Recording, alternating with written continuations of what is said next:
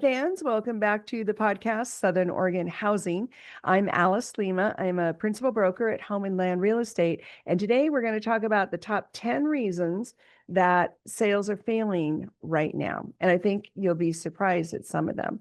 Coming in at number 10, high interest rates. High interest rates I thought would be quite a bit higher on the list, but they're not. They're coming in at number 10.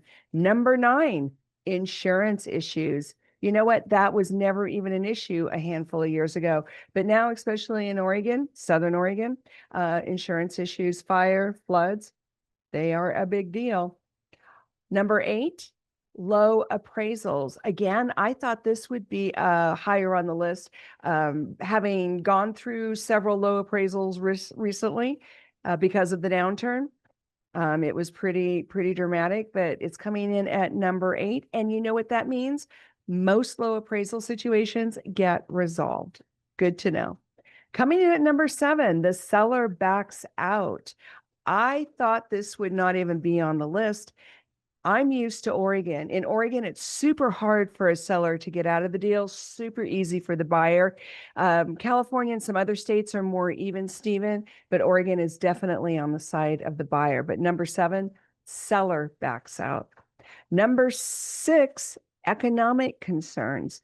I also thought this would come in higher on the list, but economic concerns are kind of in the middle for people. So that's a little bit of a surprise. Number 5, found another house liked better. This happens more often than you would expect. People find a house, especially if they're in competitive situation, they jump too soon and then something else comes on the market and they like that better. They kill this deal. And in Oregon, again, it's pretty easy for a buyer to get out of the deal. And they don't necessarily tell you the whole story. So number 5, found a house they like better. Number 4, a change in finances. This actually happens more often than you would expect. We've had buyers take their down payment and go on vacation, even though they were told 16 times by both their lender and myself not to spend that money. We've had people lose their jobs. We've had people get super sick, like terminally ill sick, and not be able to go through with the transaction. We've had people die in a transaction. So anyway, that's all kind of the scope of what could happen. But number 4, a change in finances can definitely kill your deal. Unable to sell a home. So during this transition into a better market, which, is kind of new for us here in Southern Oregon, homes are selling faster. But the last couple of years, it was really kind of touch and go. We had a lot of deals that fell because a home could not be sold.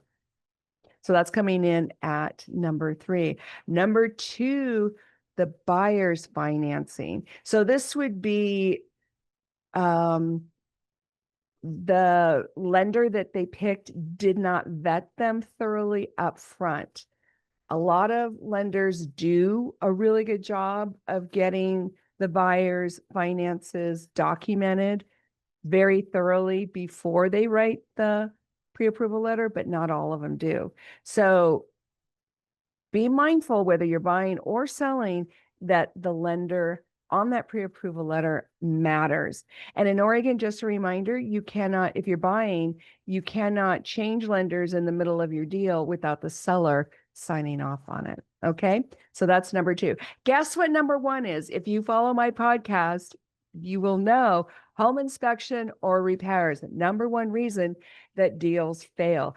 More than a low interest rate, more than economic concerns, more than not low interest rate, more than high interest rate, more than a low appraisal. I'm talking too fast. And more than any other reason, home inspection or repairs. So sellers, this is what you can do. You can pay the $400 or $500 and get a home inspection done up front and give it to the buyers. Do what's on the list. If you can't do what's on the list, then negotiate or make arrangements to do it, before closing. Buyers If you get one of these inspection reports, look and see who the inspector is. If it's on the list of inspectors that a lot of the buyer's agents use, don't worry too much, but you can always get another one. And getting two is better than getting one sometimes. And then also repairs. So buyers, make a list of the health and safety repairs to ask for. Be careful about over negotiating and asking for every little thing.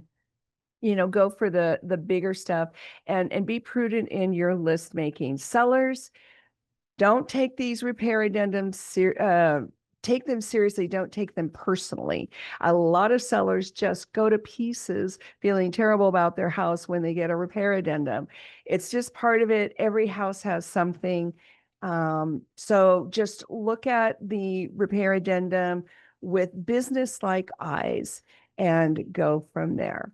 All right. So in the meantime, I want to be your agent. I'm a great listing agent. I'm a great buyer's agent, great with investments, great with downsizers, great with first-time people. So give me a call, give me a text, 541-301-7980. 541-301-7980. And let's talk about what you want to do with your real estate life. You can also like and subscribe to this podcast. We also have a podcast called Market Statistics for Southern Oregon.